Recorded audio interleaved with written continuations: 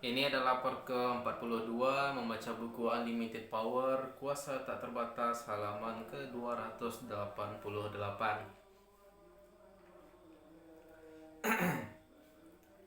Prinsip yang sama juga berlaku dalam memotivasi anak-anak Anda. Katakanlah Anda berusaha menekankan kebajikan pendidikan dan kuliah di perguruan tinggi yang baik. Kalau anak Anda termotivasi oleh keperluan, Anda harus menunjukkan kepadanya mengapa ia membutuhkan pendidikan yang baik. Anda bisa menjelaskan kepadanya tentang segala jabatan yang mutlak menuntut gelar. Anda bisa menjelaskan mengapa Anda membutuhkan landasan dalam matematika untuk menjadi insinyur yang baik atau keterampilan bahasa untuk menjadi guru yang baik. Kalau anak Anda termotivasi oleh kemungkinan, Anda perlu menggunakan pendekatan yang berbeda. Ia bosan dengan apa yang harus dikerjakannya, maka sebaiknya Anda tekankan kemungkinan tak terbatas. Yang terbuka lagi mereka-mereka yang berpendidikan baik. Tunjukkanlah kepadanya bagaimana belajar itu sendiri sudah merupakan jalan terbaik untuk kemungkinan. Istilah otaknya dengan bayangan tentang jalan-jalan baru yang bisa dijelajahinya, dimensi-dimensi baru yang bisa dibukanya, hal-hal baru yang bisa ditemukannya. Dengan masing-masing anak hasilnya akan sama walaupun cara Anda menuntunnya ke sana sangat berbeda. Metode program lainnya adalah gaya kerja seseorang. Semua orang mempunyai strateginya sendiri untuk bekerja. Ada orang yang tidak senang kecuali dirinya mandiri. Mereka kesulitan bekerja dekat-dekat dengan sesamanya dan tidak bisa bekerja dengan baik di bawah pengawasan yang ketat. Mereka harus bekerja sendirian. Ada juga yang paling berfungsi baik sebagai bagian dari kelompok. Kami sebut strategi mereka kooperatif. Mereka ingin berbagi tanggung jawab untuk tugas apapun yang mereka garap. Ada juga yang mempunyai strategi kedekatan, yang adalah di antara kedua strategi itu, mereka lebih suka bekerja dengan sesama sambil tetap memelihara tanggung jawab tunggal atas suatu tugas. Mereka memegang kendali tetapi tidak sendirian. Kalau Anda ingin memetik manfaat sebesar-besarnya dari karyawan-karyawan Anda atau anak-anak Anda atau mereka-mereka yang di bawah pengawasan Anda, temukanlah strategi kerja mereka dan cara mereka paling efektif bekerja. Terkadang akan Anda temukan karyawan yang brilian tetapi menjengkelkan. Ia selalu harus mengerjakan segalanya menurut caranya sendiri. Mungkin saja ia kurang cocok untuk menjadi karyawan. Mungkin saja ia tipe orang yang harus mengelola bisnisnya sendiri dan cepat atau lambat ia akan mengelola bisnisnya sendiri kalau Anda tidak memberinya jalan ekspresi. Kalau Anda mempunyai karyawan berharga seperti kehendaknya, Anda coba mencari jalan untuk memaksimalkan talentanya dan memberinya otonomi sebesar mungkin. Kalau Anda menjadikannya anggota sebuah tim, ia akan membuat orang menjadi gila. Tetapi kalau Anda memberinya kemandirian sebanyak mungkin, ia bisa terbukti sangat berharga. Itulah yang dimaksud dengan konsep-konsep baru tentang kewirausahaan. Anda pasti pernah mendengar dengan prinsip Peter, ide bahwa semua orang dipromosikan hingga tingkatan di mana mereka tidak lagi kompeten. Salah satu alasan ini terjadi adalah karena para pemberi kerja itu tidak peka terhadap strategi-strategi kerja para karyawannya. Ada orang yang paling baik bekerja dalam lingkungan yang kooperatif. Mereka membutuhkan banyak sekali umpan balik dan interaksi dengan sesama manusia.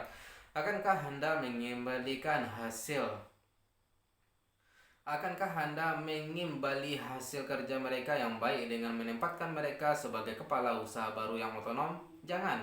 Kalau Anda ingin memanfaatkan talenta terbaik mereka, itu bukanlah berarti Anda harus mempertahankan seseorang pada tingkat yang sama, tetapi itu memang berarti bahwa Anda hendaknya memberikan promosi-promosi dan pengalaman-pengalaman kerja baru yang memanfaatkan talenta terbaiknya, bukan talenta terburuknya.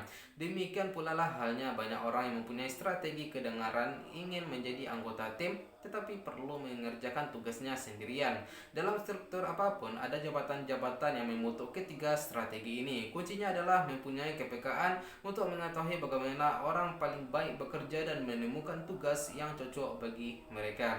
Berikut adalah latihan yang bisa Anda lakukan hari ini.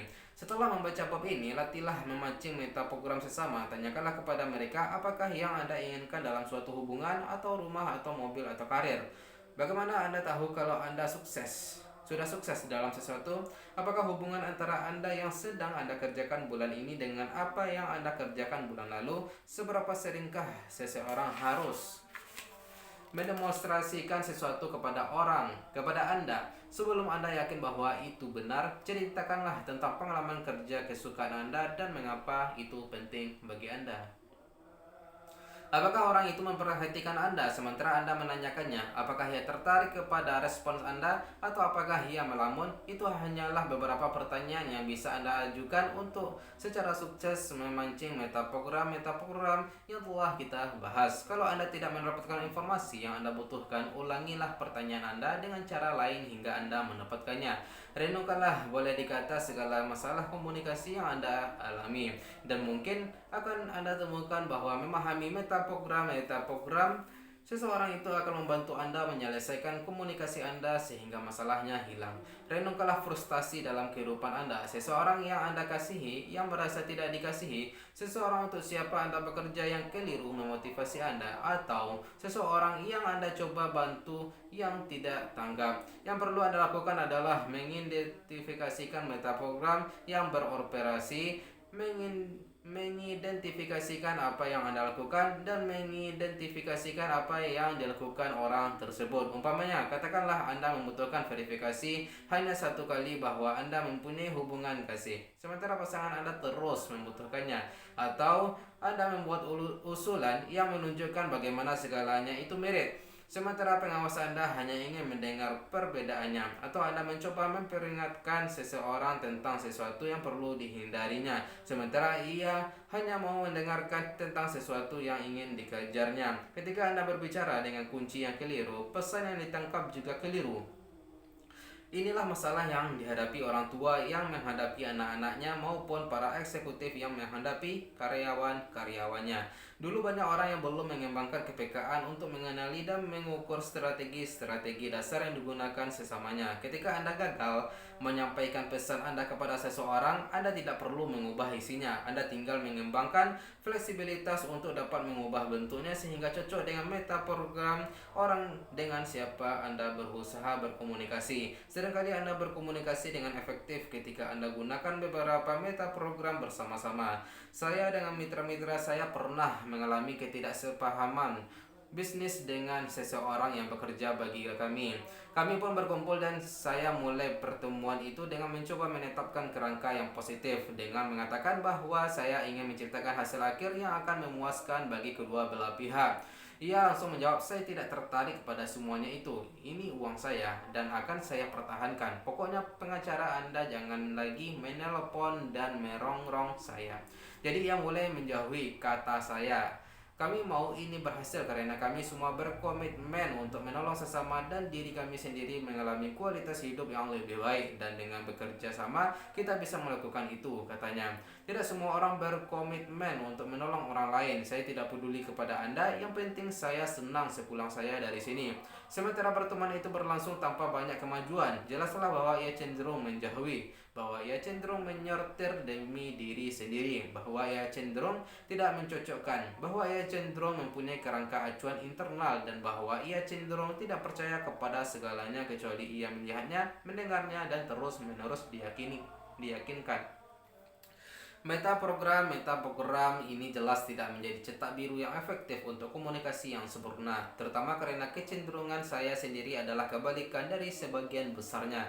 Kami bicara hampir 2 jam tanpa kemajuan dan saya hampir-hampir menyerah. Lalu akhirnya terpikirkanlah sesuatu ide oleh saya dan saya pun mengganti personeling. Kata saya, "Tahu tidak, ide dalam pikiran saya itu ada di sini." Lalu saya mengepakal tinju saya. Lalu saya ambil kerangka acuan internalnya yang tidak dapat saya manipulasikan dengan kata-kata dan saya eksternalkan sehingga saya bisa mengendalikannya. Lalu kata saya, "Itu ada di sini dan Anda punya waktu 60 detik. Ambillah keputusan Anda atau Anda akan kalah besar." Saya takkan kalah, tetapi Anda sendiri akan kalah. Itu memberinya sesuatu yang baru untuk dihindari. Saya teruskan dari sana. Anda diri sendiri akan kalah menjauhi sebab Anda tidak percaya bahwa ada solusi yang bisa dilaksanakan. Nah, ia seorang yang bertipe tidak mencocokkan, maka ia pun mulai berpikir yang sebaliknya, bahwa solusinya tidak ada. Lalu saya teruskan, sebaiknya Anda periksa diri sendiri dan Anda lihat kerangka acuan internal,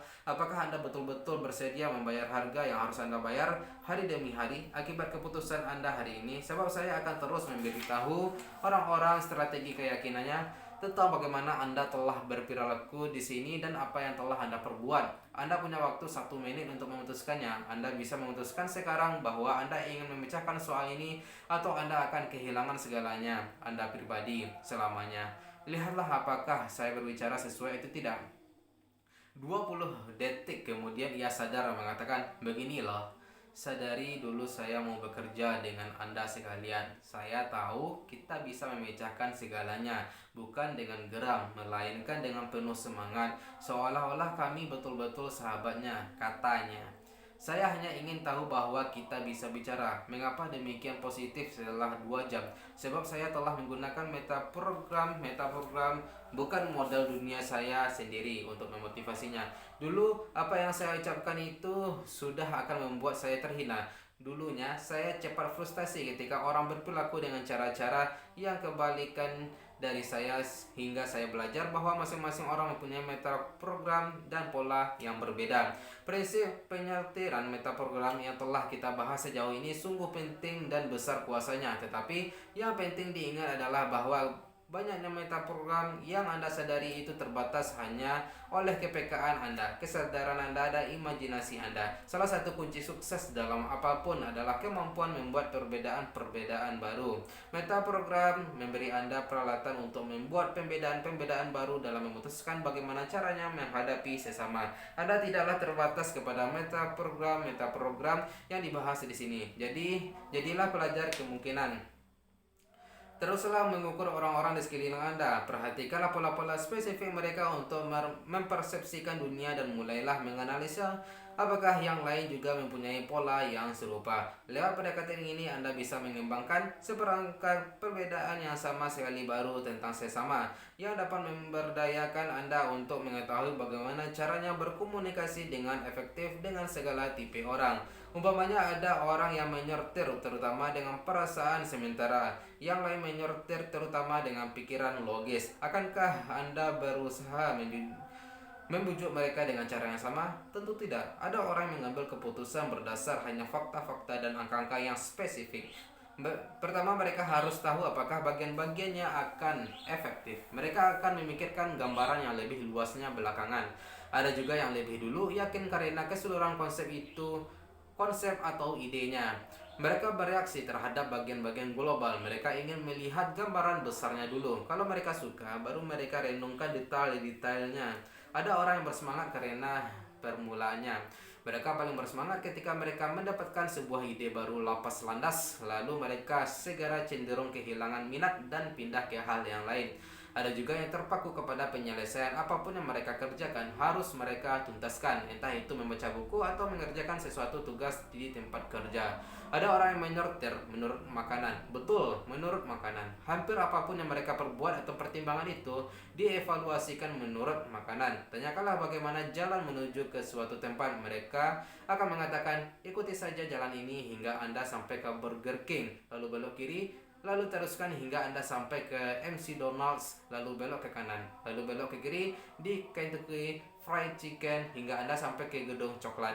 Tanyakanlah tentang film yang mereka tonton, dan mereka langsung menceritakan payahnya penjajah makanan di sana. Tanyakanlah tentang pernikahan, dan mereka akan menceritakan tentang kue pengantinnya. Seseorang yang menyortir, terutama menurut manusia, yang akan paling banyak berbicara tentang orang-orang di pesta pernikahan tersebut atau orang-orang dalam film tersebut. Seseorang yang menyortir, terutama menurut kegiatan-kegiatan, akan membicarakan tentang apa yang terjadi di pesta pernikahan itu, apa yang terjadi di film itu, dan sebagainya. Satu lagi manfaat memahami metaprogram adalah modal keseimbangan. Kita semua mengikuti suatu strategi untuk menggunakan metaprogram. Bagi metaprogram tertentu kita mungkin lebih cenderung ke satu sisi daripada sisi lainnya. Bagi metaprogram yang lain kita mungkin saja ekstrim cenderung ke strategi tertentu daripada yang lain. Tetapi tidak ada satupun strategi yang kaku. Sama seperti halnya Anda bisa mengambil keputusan untuk menempatkan diri dalam kondisi yang memberdayakan. Apapun bisa memilih menggunakan metaprogram yang membantu daripada yang menghambat Anda. Yang dilakukan metaprogram adalah memberitahu otak Anda apa yang baru dihapuskan. Jadi kalau Anda cenderung mendekati, umpamanya Anda menghapuskan hal-hal yang perlu dihindari. Kalau Anda cenderung menjauhi, Anda menghapus hal-hal yang seharusnya bisa Anda dekati. Untuk mengubah meta program Anda tinggal menyadari hal-hal yang biasanya Anda hapuskan dan mulai memfokuskan perhatian ke sana. Janganlah menyamakan diri sendiri dengan perilaku-perilaku Anda atau menyamakan sesama Anda dengan perilaku-perilakunya. Anda mengatakan, saya kenal Joy. Ia melakukan ini, dan ini. Nah, Anda belum mengenal Joy. Anda mengenalnya lewat perilakunya, tetapi ia bukanlah perilakunya seperti Anda sendiri, bukanlah perilaku Anda. Kalau Anda cenderung menjauhi segalanya, mungkin itu pola perilaku Anda. Kalau Anda tidak menyukainya, Anda bisa berubah. Malah tidak ada alasan bagi Anda untuk tidak berubah. Anda sudah punya kuasanya sekarang. Satu-satunya pertanyaan hanyalah apakah Anda punya cukup alasan untuk menjadi diri Anda menggunakan apa yang Anda ketahui. Itu saja dulu guys. Besok kita akan sambung ke halaman 294. Sekian. Bye bye.